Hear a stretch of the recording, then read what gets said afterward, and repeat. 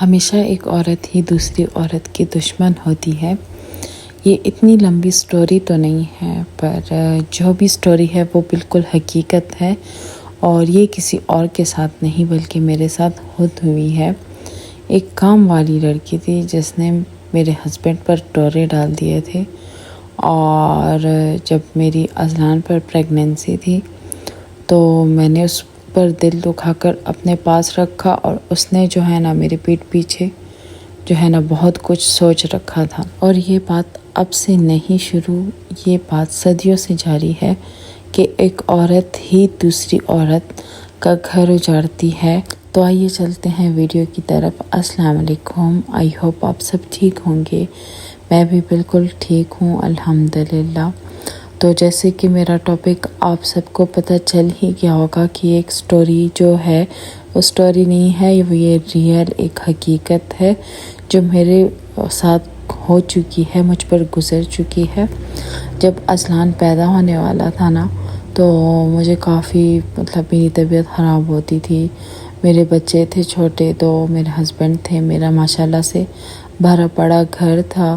اس کو سنبھالنے کے لیے مجھے ایک ہیلپر کی ضرورت تھی، تو میرے ہسبینڈ نے مجھ پر بہت دباؤ ڈالا کہ یہ تم نہیں کر پاؤ گی۔ ڈاکٹر صاف کہتی ہے کہ صرف ریسٹ کی ضرورت ہے، اگر یہ ریسٹ نہیں کرے گی تو اس میں خون کی کمی آئے گی اور بیبی کے لیے بھی اچھی بات نہیں ہے۔ تو پھر میں نے اپنے لیے ایک ہیلپر رکھ دی۔ میں نے گلی میں کسی سے کہا، اس نے دوسرے دن جو ہے نا مجھے لا کر دے دی کہ یہ آپ کی ہیلپر ہے، اور میں نے اس سے بات کی۔ دیکھنے میں بھی اچھی خاصی پیاری تھی، خوبصورت تھی، اور تھی بھی ہماری اپنی پٹھان۔ تو بس میں نے کہا صاف ستھری بھی ہے اور اچھی بھی ہے دیکھنے میں۔ میرے بچے بھی اس طرح لڑکی کو پسند کرتے ہیں جو صاف ستھری ہو، دیکھنے میں اور اچھی ہو۔ تو میں نے اسے رکھ دیا تھا کام پر۔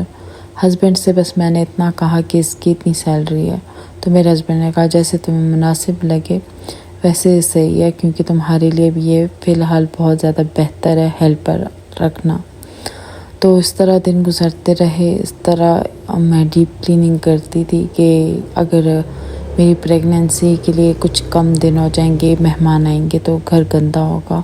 میں ساری ڈیپ کلیننگ کر رہی تھی، کیونکہ میں خود تو کر نہیں سکتی تھی، ہیلپر کی مدد سے میں کر رہی تھی۔ میں خود بھی اس کے ساتھ کرتی تھی تھوڑا بہت جو مجھ سے ہو سکتا تھا، پر باقی جو ہوتا تھا نا وہ کرتی تھی۔ ایک دن وہ لیٹ ہو گئی، وہ دوسری کسی اور کی ہیلپر تھی، اس کے ساتھ وہ جایا کرتی تھی اپنے گھر۔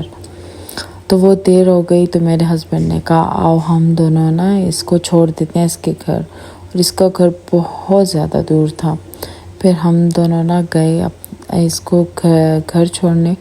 پہلے تو ہم لوگوں نے گاڑی ایک جگہ پہ کھڑی کر دی تھی، پارک کر دی تھی، کیونکہ اس کا گھر بہت زیادہ دور تھا، اور جہاں پر تھا وہ بالکل تنگ گلیاں تھی، اس میں سائیکل یا بائک کا گزرنا بھی بہت مشکل تھا۔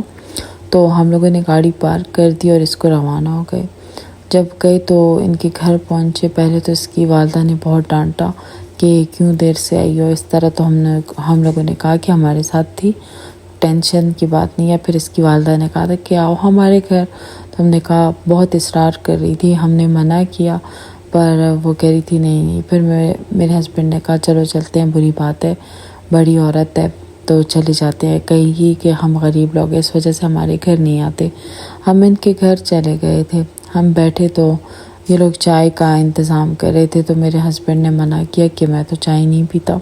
میری ہسبینڈ کی عادت ہے کہ وہ چائے نہیں پیتے، بالکل بھی نہیں پیتے۔ میں پیتی ہوں پر میرے ہسبینڈ نہیں پیتے۔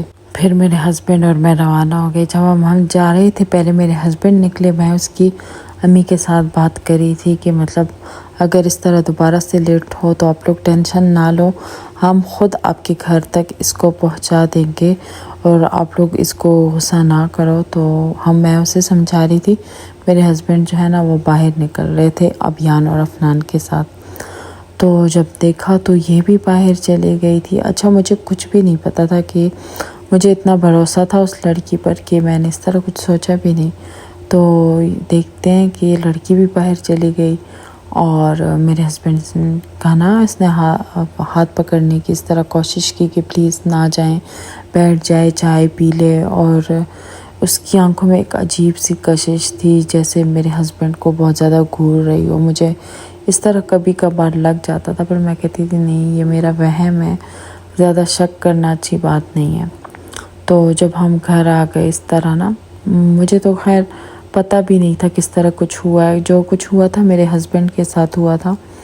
تو اس طرح میرے ہسبینڈ سوچ میں پڑ رہے تھے کہ کیا مطلب اس لڑکی کا کیا مطلب تھا۔ تو اس طرح 2 دن گزر گئے، میرے ہسبینڈ نے مجھے بتایا کہ غصہ نہیں کرنا، اس طرح اس لڑکی نے کیا میرے ساتھ۔ تو یہ تھا کہ میں سمجھدار تھی، پہلے میں نے کہا میں اس کو چانس دوں گی کہ آگے کیا کرتی ہے۔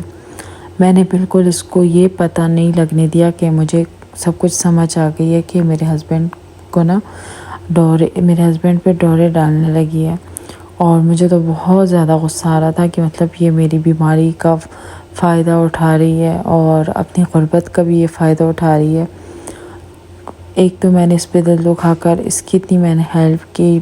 پتہ ہے آپ کو، جو بھی سالن ہوتا تھا نا، میں پرانا نہیں دیتی تھی، جو صاف تازہ پکا پکایا سالن ہوتا تھا نا، وہ میں دیتی تھی۔ روٹیاں میں اس کو دے دیتی تھی کہ بس یہ لے جاؤ اپنے ساتھ، یہاں پہ بھی کھا لو اور گھر میں بھی یہاں سے پکا کر لے جاؤ، کیونکہ پھر کیا پکاؤ گی گھر میں۔ میں بہت زیادہ خیال رکھتی تھی، مجھے پتہ ہی نہیں تھا کہ 16-17 سال کی لڑکی جو ہے نا میرا ہسبینڈ پہ ڈورے ڈالے گی، مطلب میرا گھر خراب کرنے کی کوشش کرے گی۔ پر اکثر عورتیں جو ہوتی ہیں نا، وہ اپنے گھر کو چھوڑ دیتی ہیں ہیلپر کے لیے، اپنے ہسبینڈ کو، اپنے بچوں کے لیے، پر میں ان میں سے بالکل بھی نہیں ہوں۔ مجھے خاص نظر ہوتی ہے اپنے بچوں پر، ہسبینڈ پر۔ تو بس یہ تھا کہ میرے ہسبینڈ میرے ساتھ لائل تھے، تو اس نے مجھے پوری بات بتا دی۔